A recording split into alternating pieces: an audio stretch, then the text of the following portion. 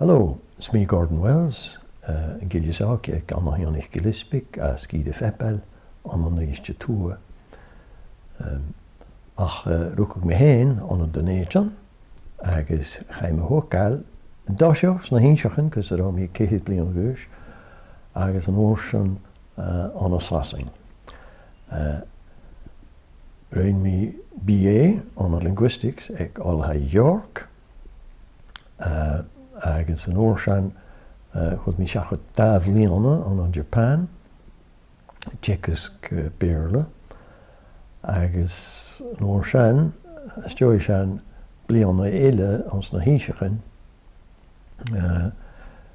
far an dúd mi karam mo chud hindi a hócail as úr mar an bíag.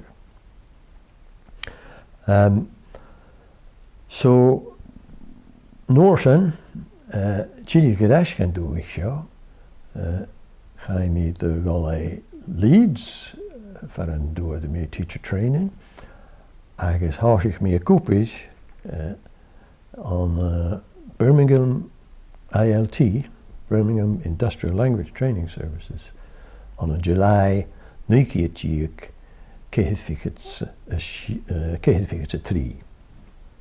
Agus bheit mi cúpad chuid leásan go rúci déideach céithfichas a nuig. Ach a bhain le bliana ar a chuseachad an den éitin ag olaigh an éitin fer an dúad mi an garam ar secondment MSc on applied linguistics a dhéanamh. So ha mi ba taingeal gan dúad mi an garam sin agus go dearmh ha mi go mar forstanach go an garam sin an go.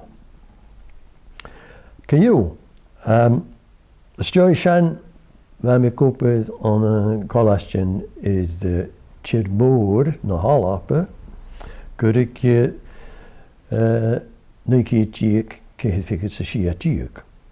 Nuair a thuaird mi an ópaid miéidir cháil a bheit mi giori an an nuis chéin mar officiúch lesachaí ar son fólam urstach, further education an an nuis just barai.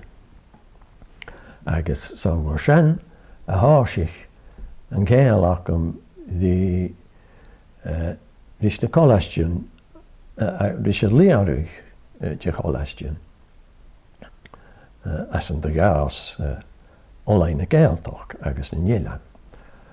Agus ha mi haast cúpad leis an olai sin.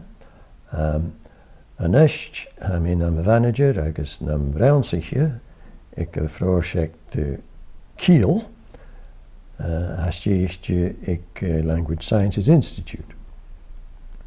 Agus cúteach ha mi haast a coástanach a frósect céirsnach gohan na Nhélan. A héad a bhí dul an drást fá 2015, so úne nach goidid a sin. Ach a dul aráis go Birmingham ILT ha mi smaoineach go nné úne go ma cuairtamach gása a bheit sin nach a bhí cúpad a bhí táiseach go amach ag Birmingham ILT.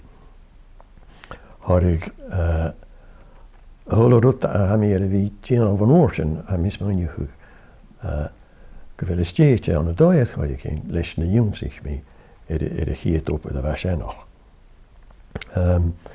Gan me hást amach as an academic theory a bheit mi studiiciúch ag an olhaid. Chun an túil an an daríú sa bheith duine a tín beá. Mar sin na céint ar cánan mar grounded social practice mar can be seach díach cusper disembodied displaced views victors on bhristeach sias an písam bic a bítoch mar a dhéanamh can na code breakers ag Bletchley Park ag an hockey. So, Seminole Times mar a chanas at a bhíorla bheit sin nach gása. Agus cúteach rút a bheith cuatamach mé dheoin sé go rá cúteam ga chúi is community languages tuv vi tuv a bhíorla ag an am sin ag Birmingham ILT. Agus san mar sin a chud mi rám canan me bheith ar héin ionsachug mi dhéidir háil sin an canan sa bhfuil mi a bríon an dras a héin, a gaelig héin. Ach cúteach chud mi garam ag an unnám a golas as als een 3 uur ag a BBC ag an nám ar a rá Hindi, Urdu, Búlteáil agus caram mar sin a bhí ciúnsachu agus alles na stíine éin dóin chláirí ar son canan mar a hat ar an brín seach canan mar a hat ar an scríbhug. Differ gomach cuatamach idir an dághói líomhricí sin. So, bheit Birmingham ILT uamhasach cuatamach gása. Ach dhéanamh fast forward an eist go an Nhélan, bheit an uaí an immer canan, an an bhain an an canan a bhain a bhíorla, bheit an uaí sin acham an uair sin ag Birmingham ILT. Agus cúteach leis mar bheit an teicneálas ar glósa tar uirst an uair sin. Bheit carmán a bhí not the TV crew, not the one-man TV crew, agus editor. Díadach a cleach go laptop agus video camera beagstach an á fiús phone live. Agus leis mar a bheith an internet a tín sources an uair sin cúteach, bheit carmach at cúteach an TV channel ach a tain, mar can be a háiseach agus a rui. Agus sé sin recipe gohan in Nhélan, chanitse. Esimplu bhíon an dáchas, de gunne san bí ag a bhfuil uair an rutach in practicach í dhéanú, gus na dáin lábharsteach háiriste mun cuairsteara, canan san deolach, nó sa chéirsnach. A chláirich agus an uair sin a scuúlaigh de géin éile ag an begúi an a bhí clúingin na guhan sáiriste sinach.